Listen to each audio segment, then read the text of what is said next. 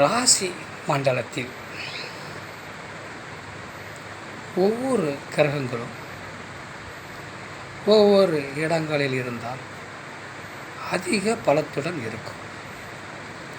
அந்த அதிக பலத்துடன் இருக்கும் அந்த கிரகங்கள் அந்த சாதகருக்கு அந்த இடத்தினுடைய நல்ல பாவக காரகத்தன்மைகளையும் அந்த கிரகங்களுடைய நல்ல காரகத்தன்மைகளையும் அந்த கிரகங்கள் அந்த சாதகருக்கு வழங்கும். அந்த கிரகங்களின் தசா காலங்களில் அந்த சாதகனுடைய வாழ்க்கை வளர்ச்சி அடைய அந்த கிரகங்கள் தசா காலங்களிலும் புத்தி காலங்களிலும் நல்ல பலனை கொடுத்து அந்த சாதகரின் வாழ்க்கை வளர்ச்சிக்கு பெரும் பங்காற்றும். அப்படிப்பட்ட அந்த இடங்கள் எந்தெந்த கிரகங்களுக்கு எந்தெந்த இடங்கள் என்பதை நாம் பார்ப்போம். அந்த இடத்திற்கு பெயர்தான் திக்பலம் என்று சொல்வார்கள். அதிக சக்தி கொண்ட இடம். உங்கள் சாதகத்தில் லக்கணம் என்று ஒன்று இருக்கும். அந்த லக்கணத்திலே குரு பகவான் அவர்கள் இருந்தால் திக்பலம் அடைவார்கள்.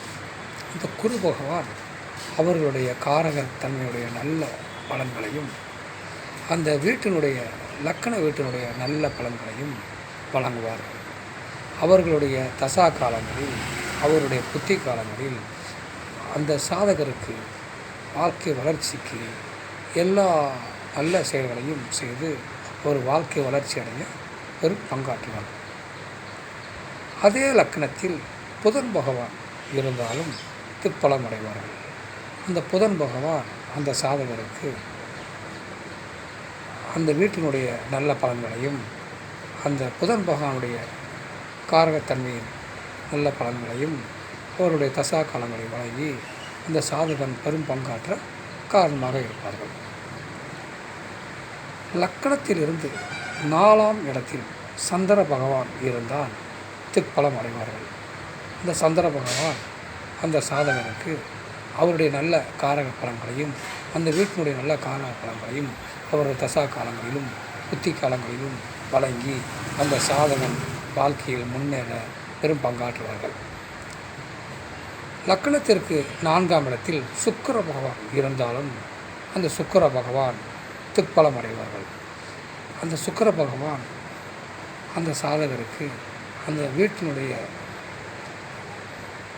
பாவக பலன்களையும் நல்ல பாவக பலன்களையும் சுக்கிர பகவானுடைய நல்ல காரகத்தன்மைகளையும் அந்த சாதகனுக்கு அவரது தசா காலங்களிலும் புத்தி காலங்களிலும் வழங்கி அந்த சாதகன் வாழ்க்கையில் வளர்ச்சி அடைய பெரும் பங்காற்றுவார்.